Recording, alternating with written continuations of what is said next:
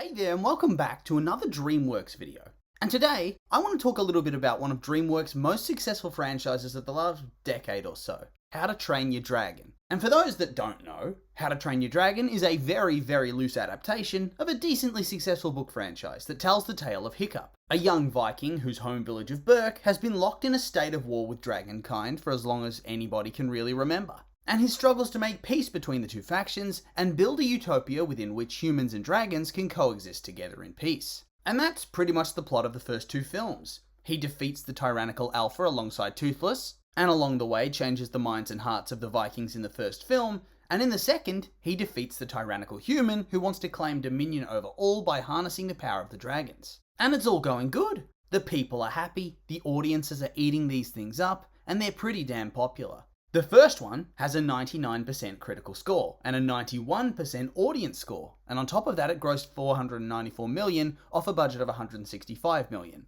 Which yeah, it doesn't seem like a lot for a Dreamworks film, but I think it's fair enough considering they were coming off the back of a few lesser quality films, and this was the first chapter in a new, unproven franchise. So I think, given the context, the gross was decent. And on top of that, it got 2 Oscar nominations for Best Original Score and for Best Animated Feature, losing to The Social Network and Toy Story 3 respectively. And yeah, Toy Story 3, I get it. Social Network, not as much. Definitely some better scores in that category that year, but okay. And then in 2014, it spawned its first sequel.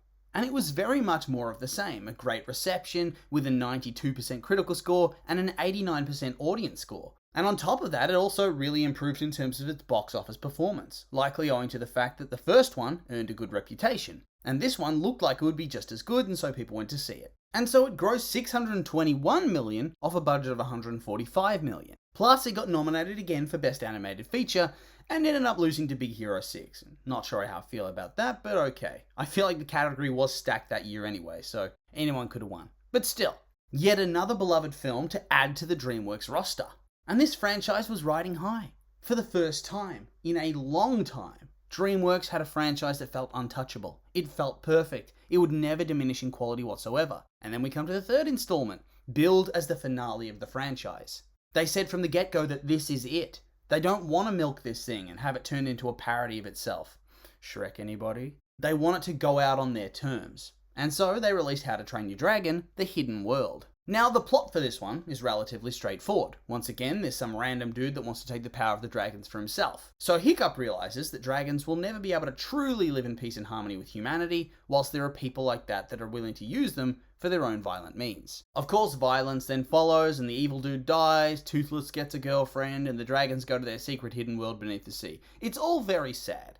The Vikings build a new city, and then after a time skip, Toothless and Hiccup reunite with their new families for a day of happiness before they return to their homes once more.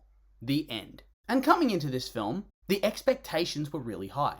There was the expectation that this would be a top-class film. Not just because the first films are also just genuinely good movies, but because there's this expectation that the films would go out on a high, that they wouldn't falter at the finish line. And when you look at the statistics, much like the first two, this thing did well, like really well. It got a critical score of 90%, the lowest of the three, but still a really good score. It got an audience score of 86% and also earned itself a very respectable gross of $525 million off of a budget of $129 million. And on top of that, it found itself once again nominated at the Academy Awards for Best Animated Feature, losing out this time to Toy Story 4. It's the second defeat of the franchise to a Toy Story film.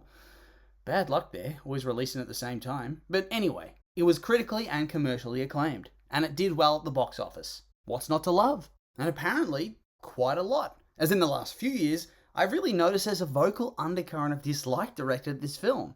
And so, I really do want to puzzle out why that could be the case. And honestly, I'll own up to it, when I first saw the film, I also came out of the cinema and thought, oh, is that it? It's not like I actively disliked it, but at the same time, I did remember thinking it was pretty average, nothing special. But I was fine with being the minority opinion. I just didn't expect to be here, years later, finding out this opinion has apparently gotten more and more vocal. There's plenty of posts and discussion that bash this film. And of course, there's plenty of posts and discussion defending it too. And I'm not sure if we really need to go into too much depth about why people like the film, but there are a few recurring elements that critics and audiences praised. One of the most common points was that visually, the The film was stunning. Great design, great animation quality, and really just a big step up from a lot of other films from the studio. Usually we find ourselves marveling at the visual quality of films from studios like Pixar or Disney Animations. So to see Dreamworks put out a film at this level, well, it was impressive to say the least. You can see a massive progression in technology between each of the different installments. And there was also some consistent praise for the voice acting and for the action sequences, and also some more limited praise for the story itself. But I think that's probably the place where the majority of the contention actually lies. Was the story itself satisfying? Is it a nice cap-off to the previous two films? Does it complete the trilogy in an engaging way? And obviously, there's a lot of discourse on this particular issue. Many say yes and some say no. And I fall somewhere in the middle of this. And yeah, I know, typical fan-setter, but for me it's just not an easy answer. Because yes, on one hand, you have lots of incredible things. It's a visual feast, it's well designed and well crafted. It's really exciting and has bombastic action sequences. As per usual, the voice acting's really well done. I couldn't think of any of the major performances that sounded off in any real way. And hell, even the score was great, as they usually are. And honestly, I feel like these films actually have underrated scores. I can't believe it was only the first one that got a nomination for Best Original Score, but whatever. But seriously, I think the other two deserved a little bit of acknowledgement on that front. But then again, that is the curse of animated films. They never really seem to get the praise and accolades that a live-action film might garner, simply because they're not as sophisticated. Or at least that's perception. I think we can agree that many animated films are far more sophisticated than they're given credit for, but I digress. And as I said, there is a lot to enjoy. And I think in a way, it really does cap off the trilogy nicely, and it lives up to the legacy quite well. But on the other hand, there's definitely problems with the story that prevent this film from living up to its full potential, and just leave it in the no man's land of being kind of meh. Not overly good, and it's not overly bad. It's just kind of forgettable. Yeah, that's the perfect word for it. The majority of the major story elements are deeply forgettable. Okay, so we'll start with the obvious, right? The hidden world, a name like that, you'd assume it's going to be a big, massive part of the story, but you'd be wrong. We don't really explore the hidden world within the narrative itself. Instead, it's mostly set on another Viking island, Newburgh. And so, I wouldn't say it's false advertising, but it definitely doesn't feel like it delivered on the promise. It's just a reskin on the second film, with a generic evil villain joins the party ready to try and take control of dragonkind.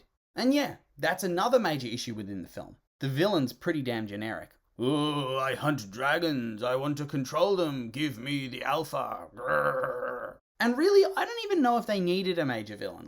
Yes, they need an antagonist to kick off the story and push it forward in some ways, but I think it needed to follow two major arcs to give this a satisfying conclusion. The first is that Hiccup's coming to the realization that his time with Toothless is coming to an end, and the dragons need to leave to find the hidden world in order to be safe. With the second major plot point being that they actually need to go and find the hidden world so they can get the dragons there. And obviously they'd face dangers and all of that kind of stuff. I feel like those are the story beats that should have been the primary focus, with the idea that there was an army of hunters chasing after them.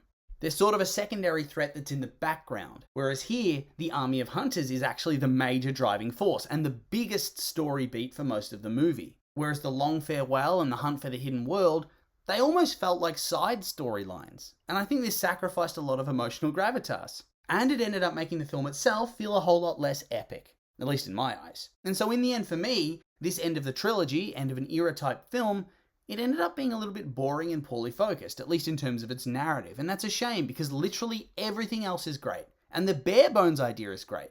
I just think the execution let it down. Never to the point that it ruined things, but enough that it dragged it down significantly. And it really just leaves you feeling a bit meh. And so yeah, that's the end of the video. And I would like to say that these are just my opinions, and now I'd like to hear yours. What did you think of How to Train Your Dragon 3?